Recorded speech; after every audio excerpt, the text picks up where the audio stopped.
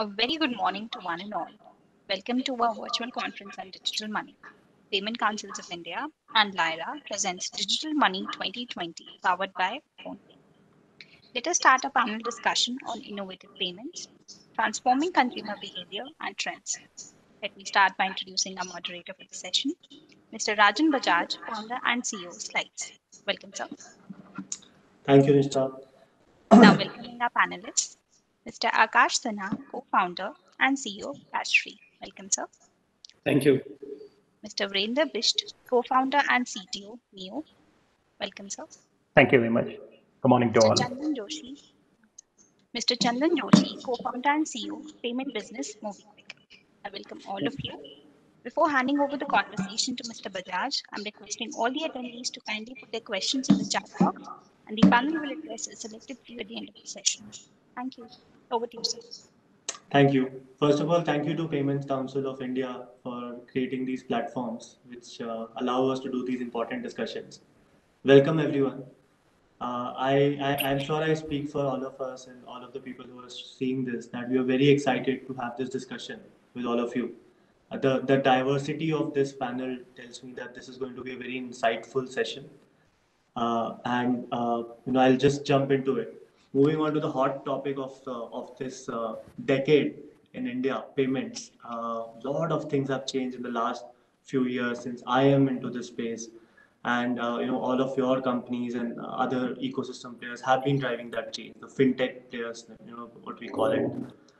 I think even before COVID happened, we were seeing so many innovative products coming in the market and so much consumer behavior changing because of that.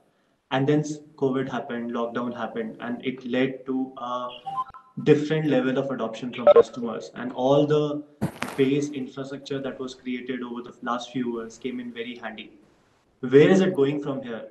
I would love to know from all of you during this conversation. And I think before we do that, why don't you go ahead and introduce yourself and your ventures in more detail for all of the viewers? Akash, would you like to start? Sure, Rajan. Thank you. Yeah, I think this is going to be interesting. You can see that. So, hey guys, I'm Akash. So, we are a digital payments platform which helps businesses connect and disperse money digitally. So, one side we have a payment gateway which helps you get money from credit card, EMI wallets, and we have payouts that help you disperse money to any bank account in India, which is quite big in India. So we are in around for 5 years.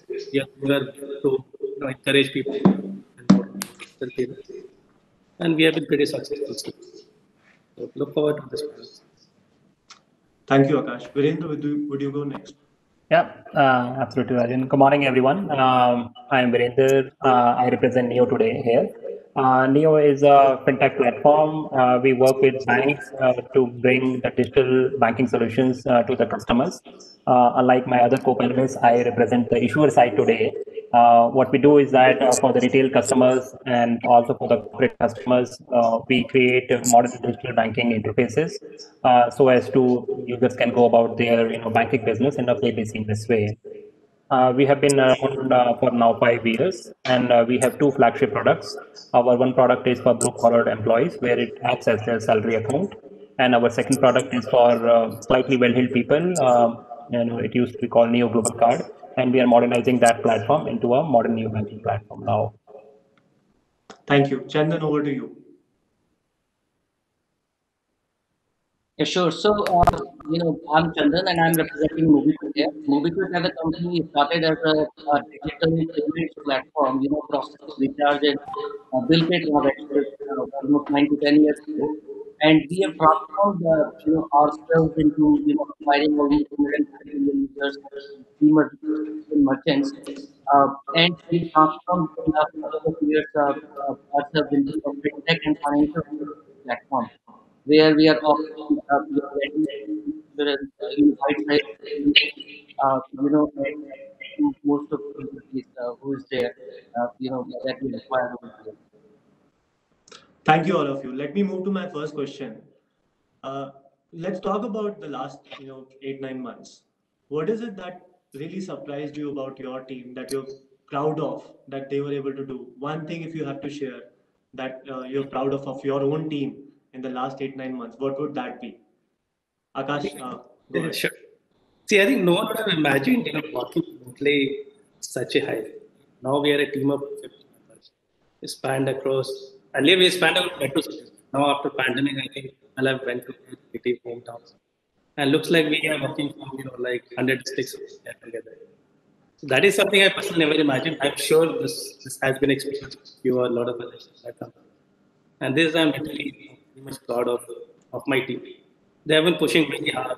I know Dr. FH has a great work across the board, right? So it's not just making it hard, it's also adding in the stress of doing a digital meeting, right? Writing everything, things which are much easier than if you were in office. So really proud of the team being operating from everywhere Exactly. and making it Exactly. work. Yeah, not letting the service hamper, like serving to the customer the way they were doing before, and even like increasing the amount, right? There's no point giving excuses here anymore, so we'll be delaying. I mean, the Yeah, work is on, and we try to which match in with. which in a very true sense is fintech, right? That's what Yeah. you have been building for. Virendra, what are you really proud of your team? Virendra, you're on mute. Yeah, sorry, I was on mute. Yeah, just building on what Akash said, clearly, the modern digital workforce has come to the fore, and they really show their true colors, that, people can work in a collaborative fashion irrespective of where they are. So the age-old management tactics of, FaceTime, and if you aren't in office, then you aren't working. That definitely is dead and buried now. That argument, I don't think anyone can make that argument now.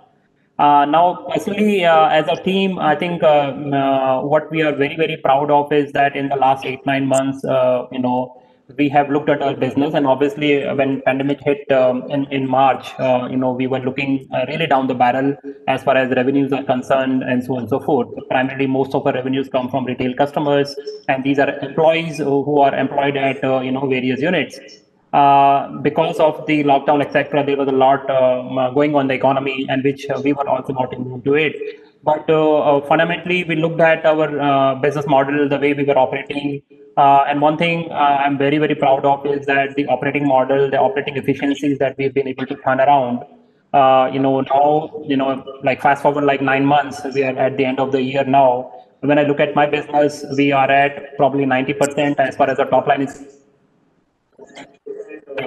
and particularly the operating margins, we are like, I think 200% better than where we were with the same revenue numbers in this last year.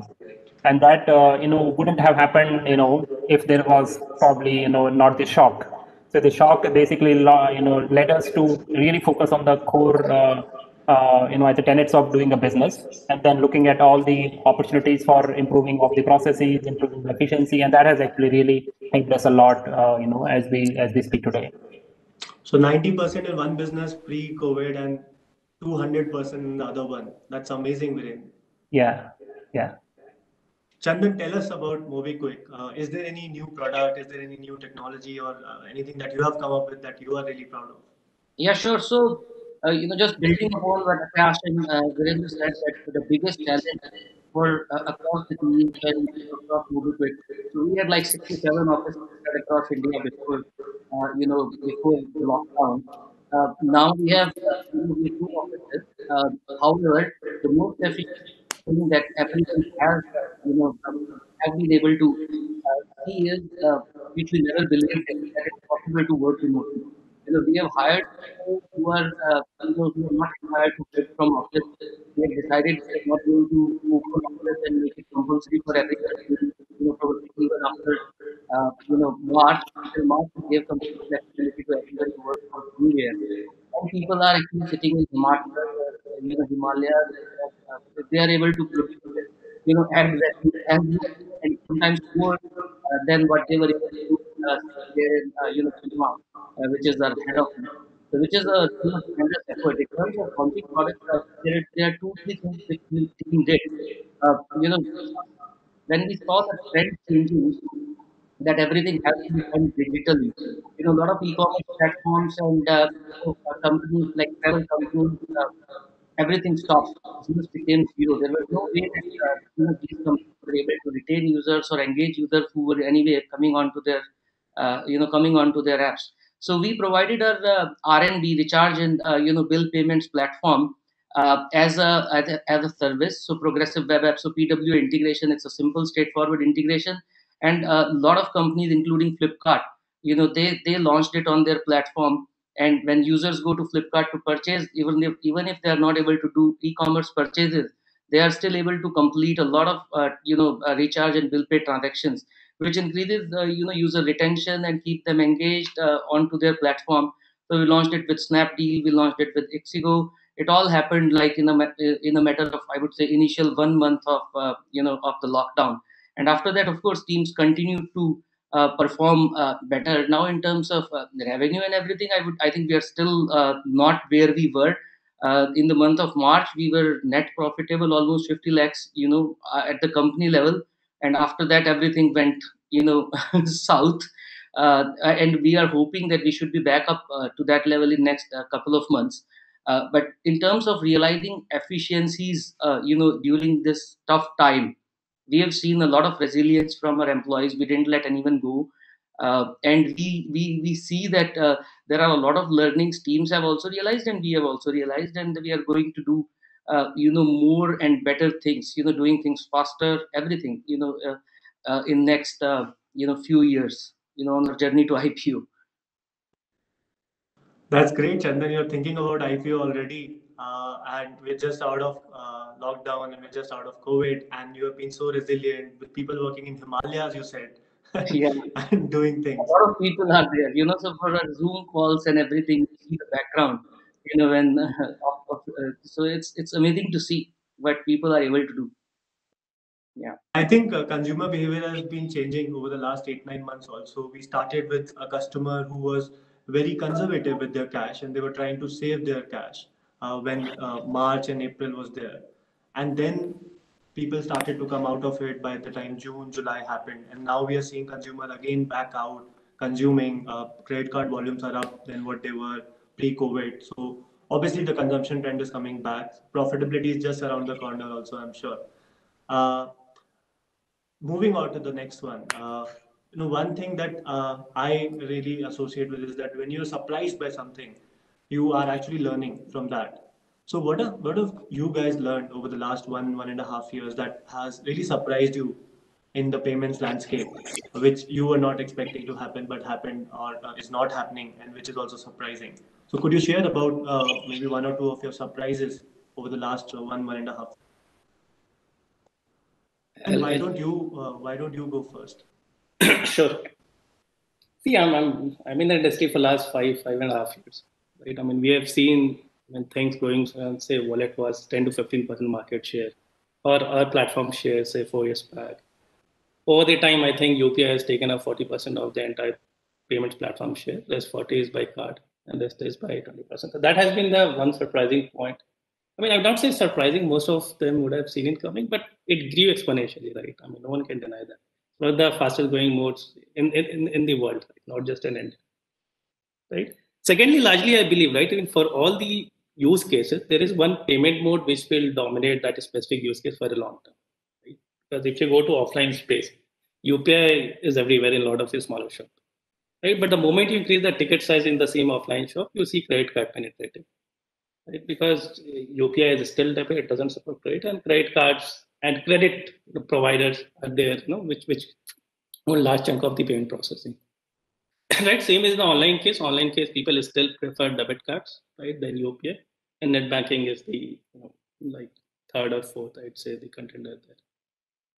Right, same, and we also process a lot of international payments on the platform. International payments cards is still the most prevalent mode, right? We don't see any local modes of being very large, or ACH is still not that widely used compared to India versus US customers paying here. Right? So there is one surprising point definitely around the UPI taking a good market share. Right? That is one. Second surprising point is more on the consumer behavior. Right? People are being open about it. Yes, there are challenges. I mean things are not 100% reliable. And when it stuck very badly, right? There's no one to reach out to.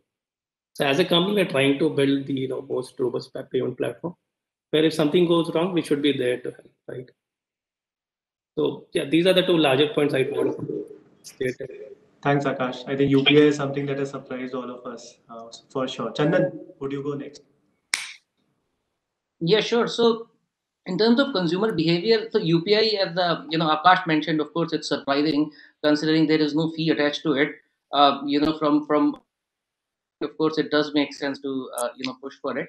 But in terms of consumer behavior, what I would say in last 8 to 9 months that I've seen is earlier the utility of wallets or digital payments. If you ask most of the users who are using these, was most of the times not necessarily convenience, but the objective was incentivization, which was done by most of the players. They were paying cashbacks and everything, and people were more than willing to switch between apps and different payment providers based upon the cashback which is given.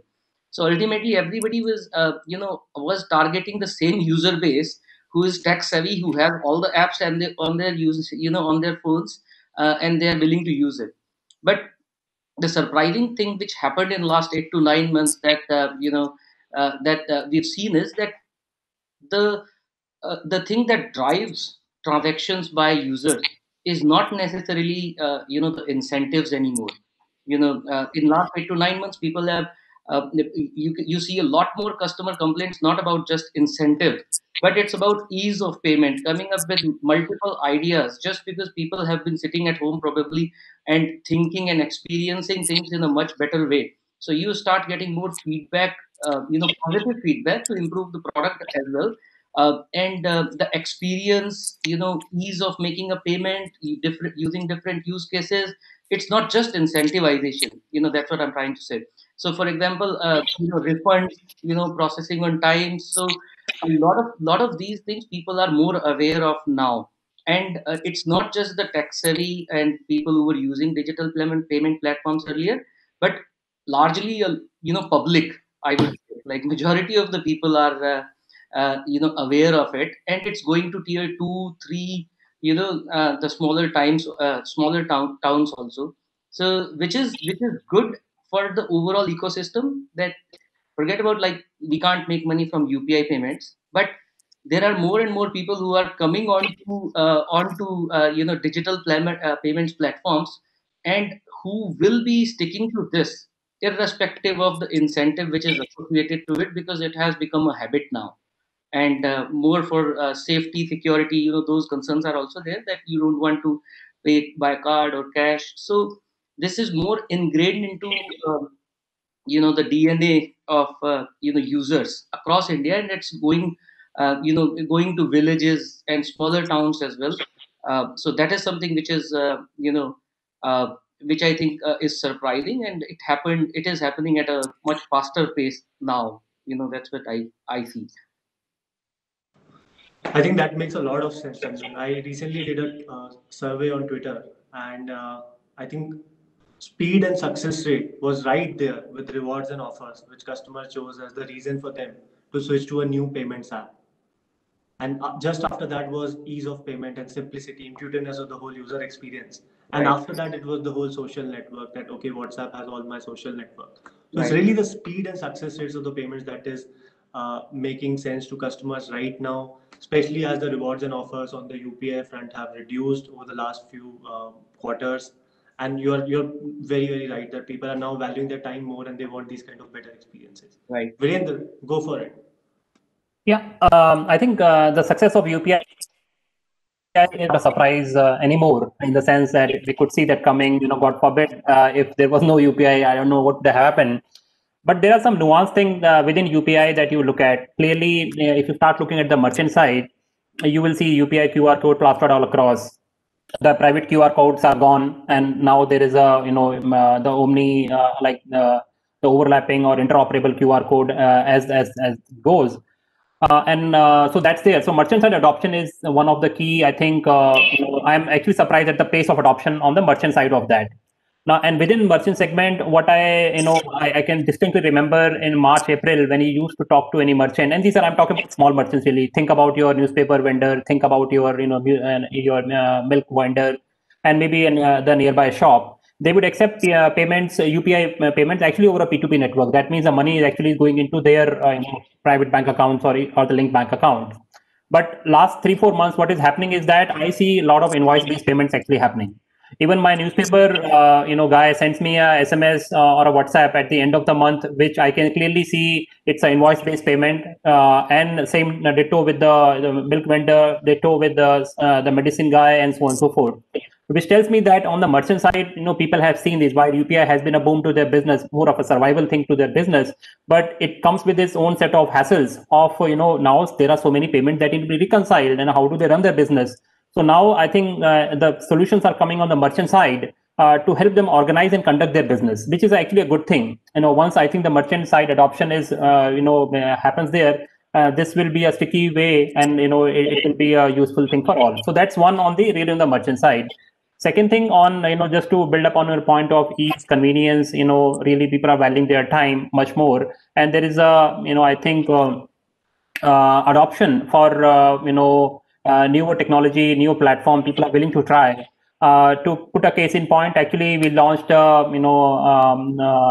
neo banking platform with one of the partner banks, where there was actually onboarding fee. That means you could not open the bank account without giving us a deposit. And we saw that the success rates, the conversion rates, actually even that were actually higher of 25 to 30%. That means every 1 in 4 users, when they used to land on our landing page, they used to complete like a bank account opening journey. Think of 5 pages, 6 pages with about 50 form fields, and at the end of it, they would also give you a deposit amount to open the bank account. Which is also a latent need, but also it is, I think the newfound trust or willingness to try from the customer's point of view for the modern, platforms, which I think is a good, I will start, and fintechs definitely can build upon and on that. So these two things are actually what I would like to submit. That's great. So basically, fintech and adopting to fintech products is becoming table stakes both for merchants and consumers. Yeah. For merchants, it's about growing their business, and consumers, it's about having better experience and valuing their time. I think one thing I would like to share that really surprised me here in the last 1.5 years. So while UPI, Virendra, you are right, as now it's so obvious that it had to grow 1.5 years back. Also, if you look at it, but I'm still surprised there's no UPI credit on UPI right now, which is such a large play, and it could potentially become so large for UPI itself. But still, there's not much that has happened on that front, and I think. In the next 12 months or 24 months, that is one thing that I am really rooting for that should happen and will become large. Okay, so I'll move on to the next one. Akash, do you have anything to share on this? No, I think that you mentioned UPI on credit. See, UPI, QR code will be more like a form factor. It doesn't need to be tied to your bank account. So it requires little innovation in the back. See, the way UPI has been built, it will come up 5 years. So you couldn't do. I think if we can rewrite UPI by thinking of all this, so that I can plug any source in the back, be it my own credit fund, be it my debit account, be it by any third-party source credit.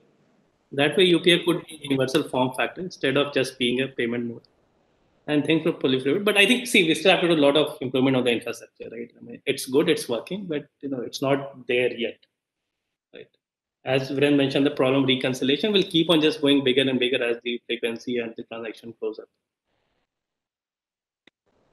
What I'm hearing is it's so easy to make. So I'm counting on you to make it in the next 1 year. We are trying new things. Actually, we launched a UPI stack earlier this year. So anyone can use, ready to use more than 15 integrations we have on the platform. And if companies like you feel challenged with reconciliation, I think happy to onboard you. Great. So on this note, moving on to the next one, which is we are a very young country. Everyone keeps saying that. Average age of a citizen in this country is 29, 28. Do we think that the banking experience, the banking infrastructure right now is right there to support this kind of young audience? And if that is yes or no, then what are the opportunities that leaves fintech with?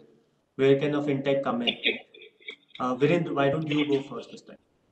Yeah, Rajan, I would divide that problem into two, ways to look at it. Like with two lenses, you can look at the problem. One, you think of it like as a highway. Do we have the good roads? Do we have the 6 lane and so on and so forth?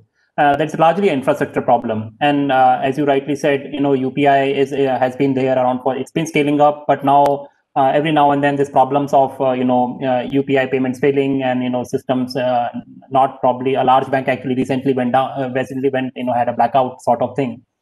So, I think the infrastructural problem will keep coming up, but at least the good thing is that, because the user adoption is there, it will motivate the service providers to, put their money behind these infrastructure problems. And, it's not a rocket science to actually solve the infrastructure problem. It's more of a question of will and, investments in that sense. I think the second problem where fintechs can really play a large role is the consumer adoption and actually understanding what customers are requiring. And when you look at from that perspective, the incumbent banking institutions of this country, they are operating more like platforms, and it's very hard for them to customize their platforms for a specific use case. And that's how actually Neo has been looking at some of these problems, over last 4 or 5 years.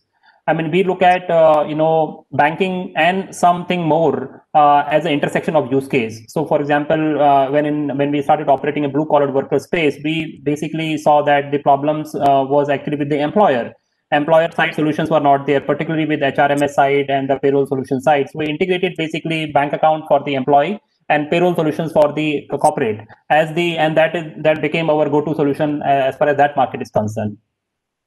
We had a Neo Global Card, which was a intersection of travel and payments. So while when you were in India, your payments were to some extent taken care of, but the moment you're outside of this country, you are left high and dry. Either you carry currency notes in your pocket, or you carry your credit card, which will basically really in terms of markups, etc., you will pay through your noses. So we figured out that use case. That's that's one. Now we are figuring out within the neo banking space, we are looking at a two-in-one account, wherein modern. If you look at millennials people under 30, I think the previous generation probably used to look at loan as a commodity. But what I find in that is in the current generation, people who are below 30, they are conscious about the loans. They don't necessarily want to take a loan at the first opportunity, and they are a sizable number of users are also thinking about what do they save today, so that they can build a better future for themselves. So we find that saving as well as saving as in a bank account led with the wealth creation opportunity as a good hook. Obviously led with the consumer experience. That's a good hook for users to acquire, and we have seen decent traction on that side. Would you go next? Sorry, you call it my name? Chandan? Okay. Would you go next? Yeah, sure. Just after that. Yeah, sure. So, we talk about, less than 30, 29 years of average age, if you're talking about. The biggest opportunity and what we have, seen in last, 1 year or so, that most of these people, most of the users, young generation, they are kind of new to credit. So of course the intention is to save money for long term, but in terms of ease of payments also, that is, these people are young generation is much more tech savvy, digitally savvy, and they are the experience of making a digital payment, that is something that drives that user behavior. Uh, so what we have realized in last, what we have done in last, few months is that there is a significant proportion of these users who are first of all new to credit, and they have an intention to build their credit history and join the mainstream. You know. Join the mainstream where they might be eligible for higher loans at some point in time. So what we did is, there are enough users who come onto our platform to complete their recharge and bill transactions, for example electricity bill. So what we have done is we provide them bite-sized pay later product, so like 1,000 rupees, 5,000 rupee credit line, which is linked to the wallet, and a user can make pre-approved use this pre-approved line instead of using their credit card to make the electricity bill payment. When they do that, and they repay that in 15 days or 30 days, that results into we also get more information about the user, plus user also gets a better experience, that instead of for example, I have 5 bills that I have to pay, every month I pay, and every time I have to make a payment, I have to add money either via UPI or credit card or debit card, net banking, whatever you use, multiple ways. If you have a line which is kind of linked to the wallet, credit line, then you don't need to add money from multiple sources. You can just make one payment once a month. So effectively, the wallet kind of replaces the credit card usage for these users, and a lot of these users do not necessarily have even credit card. So it's kind of the digital credit card is kind of the utility that we have seen for a lot of young users who are beginning to starting their career, or beginning to earn money, and we see that that is something which is gaining significant traction. And again, the intent for these people is not to run away with money, and this is more for ease. So pay later is a significant opportunity for us as well, for a lot of other players in the fintech space.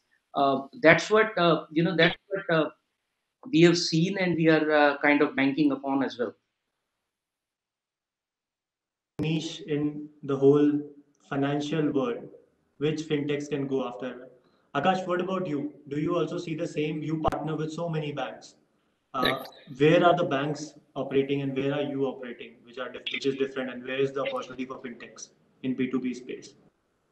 See, I mean, banking as a sector is being revamped globally, right? It's not just an Indian phenomenon.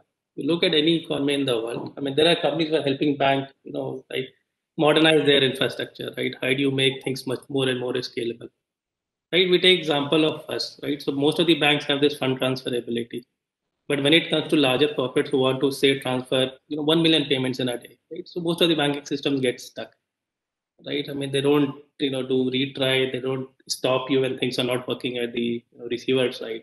There's a lot of intelligence you can do on top of these layers to make things more reliable and friendly, right? And if I talk about the consumer side of the banking, so there I think banking service could be much more friendlier, right? Because if you look at the banks of generation before us, so there was this problem of trust in the ecosystem, right? Are banks going to run away with my money or not? At this stage, we are slightly, like have crossed this threshold. We still have cases like Yes Bank moratorium and Lakshmi Vilas moratorium, but I think most of the millennials are not thinking in that sense, right? That deposit is a threat, right? So next, they're looking for the experience, right? If I'm say saving money in a bank account, say 1 lakh in a month, is my money growing automatically, or do I have to sign 10 different papers to make it grow? Right. So if we can start bundling things, right, so that the consumer experience becomes very hassle-free, right? That way we can give a new age experience to the consumer. Same is true with the business, right? I mean, these two are pretty similar, right? What end of the day, business user is a consumer, right? I mean, that's an individual. So they also want a hassle-free, operating of the account. If I need to pull a statement of last 1 year, I don't have to email, I don't have to walk into the branch and get it in a PDF copy. Right? Just send it over API. I can integrate with my ERP. Right? So use cases, I mean, the actual use case would be different, but the intention is similar at both the ends, right? Make my life hassle-free, give me the best experience. Let me focus on my life. Let me focus on my business. I don't want to spend my time or effort in doing the banking. Very valuable insight for anyone who is watching and looking to start up in fintech. Whether it's B2B or B2C, if you're solving a real customer problem, you're making their life hassle-free, and you're helping them save their time and their money, you have a business going on. So think in that direction. Find real customer problem like any other business. Fintech is no different. So we have some 5-6 minutes left, guys. I have some audience question in front of me. Let me pick from there. One of the questions that I am seeing is how do you generate brand recall in fintech? And I think the larger question, let me add to that, is there's a lot of talk around creating moats in fintechs, right? How do you defend yourself? How do you defend your business when it becomes large enough against a large bank or a big tech? So how do you really do that? Is it the brand that you're counting on, or is it something else? How do you protect your business so that no one else can come and eat your lunch? Akash, go for it. See, I mean, one way in this today's world, right? See, people can copy product like pretty fast, right? They can also replicate the services that you're providing.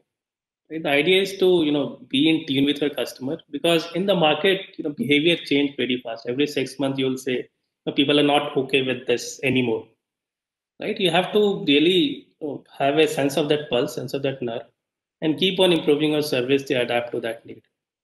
Right? This way, I don't think anyone can come and beat you out in your own game. Right? If you're just ahead of and keep on innovating in the right direction. Brand is needed. Your product and service should be of top notch. Right? If you fail in the quality, then there is no excuse, no matter how great your brand is. Right? Lastly, there should be something valuable, right, to the end customer, which we call as a value being provided. It's not just the actual service, like what customer is getting out of you. Right? The point that mentioned: are we able to save their cost? Are we able to save their time? Are we making them do less and be more stress free when they use our services? Value also comes from your speed of innovation and the innovation that you talked about in the first point. So basically, if your speed of innovation is great, it doesn't matter. You always have a competitive advantage. Speed in the right direction. Right. It shouldn't be like I'm launching 20 products every month and hoping people to just keep on using them. Virendra, go for it. Yeah, I think you could look at this problem, creating modes in B2B versus B2C. Obviously, the bar of switching over is actually very, very low. Rather, the threshold of switching over is very, very low as far as B2C is concerned. And you never know, if you're not tuned into the pulse. There will be a wave of technology which will come in, which is what happened, which is what basically UPI did. And the threat with UPI now is that there are large ecosystem providers, which may, if UPI is going to be the, I would say, the go-to medium as far as payment is concerned, the consumer payment probably, would be cornered between two or three players. And that's a real threat to a lot of, the fintech player, particularly operating on the B2C payment side. On the B2B side, I'm sure the strategy should be to entrench more deeper into the corporate, get into their ERPs, get into their the real payment flow, get into authorization flows, and it's somewhat harder to dislodge you once you kind of get that. But I think the key, even for those who are operating on the B2C side, is to just keep up. The innovation and the faster pace of innovation is a two-way. It's a two-way. It cuts both ways basically. The fact that innovation and faster innovation and consumer centeredness is what got you there. And if you lose your edge, someone will definitely eat your lunch. I don't think there is any other way about it. But that's the way the game operates. Lose your edge. Chandan, is that also what you resonate with, or is there anything else that you can add? Yeah, for B2C payments, which is like a largely our focus, what we have identified is that there are a number of things. You can innovate every month if you want, and there is no limit to different products or services that you can launch. So, but it's extremely important to differentiate yourselves, as an independent, in terms of providing the service or a product. Focus on few things, not just get distracted by all the things which are happening, on a I would say monthly basis, the way industry is innovating. So to give you an example, as I was talking about the pay later product earlier, so our intent is, we don't want to target 1.3 billion people in India. We have identified our niche, and we have identified our customer segment that we think values what we are building, and we are just focusing on that. Of course, there are multiple other things also which will go with it to make the complete experience best for the users. And instead of competing for 500 million users or 1.3 billion users, we will be satisfied with 5 to 10 million loyal users who are going to associate with our brand, but not necessarily for the brand and marketing money that we are spending, but specifically for the use cases which make their life easier on a month-on-month basis, to manage their finances, and to keep on experiencing the digital payment services that we are providing them. So it's most important thing for us is to stay focused on what we have identified, what we have seen, what works, and not to lose focus. because ultimately a lot of things are happening and they will keep happening in this industry. So for us, priorities are very clear in that sense. That makes a lot of sense, Chandan. So Brian Chesky from Airbnb talks about this 11-star experience that you can give to your customer. You start with that, whether it's niche customer or a different set of customer that you're focusing on than the industry, and then you keep building on top of that. Maybe you bring the customer experience down to 9-star and 7-star and 6-star, but everyone in the industry is at 3-star in that segment. And by bringing this stars down, you're now matching it with your business model also and making a healthy unit economics profitable business, but at the same time, you're still at 5-star or 6-star. So which is what you're, I think, highlighting, and I think that makes a lot of sense. So I will end this session on this note, but before I end, in 10 seconds, if all of you can summarize one priority for you in the next 1 year, that'll be great. Chandan, go for it. We are almost out of time, so 10 Yeah, seconds sure. if you just. Very quickly, for us is to get back to the profitability level that we were before Corona, and of course, meet it significantly. And in the next 21.5 years, go for IPO. That is the most important thing for us. Yeah, for us, it's 2 million users on the Neo banking platform. That's what we're counting on and rooting for in 2021. Akash? Yeah, I think similar to Brent. I think we're also eyeing up 200,000 new merchants on the platform in next 12 to 14 months. And yes, that's it. Fantastic. Hundreds of thousands of merchants, millions of customers. We hope to catch up with all of you again after a year's time and see where we are doing on that. And all the best to all of you. It was a very, very insightful discussion like we had anticipated. Thanks a lot for sharing your thoughts. And thanks again, Payments Council of India, for organizing that. Thanks, Rajan. Okay, thank you, Rajan. Thank you. Thank you to all the speakers for this enlightening conversation. Special thanks to our sponsors, title partner Lyra, powered by partner PhonePe, agenda partner PayPoint, payment partner PayU. Thank you so much. Stay tuned. Thank you. Bye.